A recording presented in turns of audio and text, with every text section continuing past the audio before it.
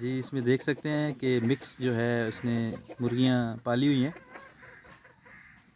इसमें मिस्री क्रॉस और गोल्डन और वाइट सॉसेज कोई इस तरह के नाम हैं।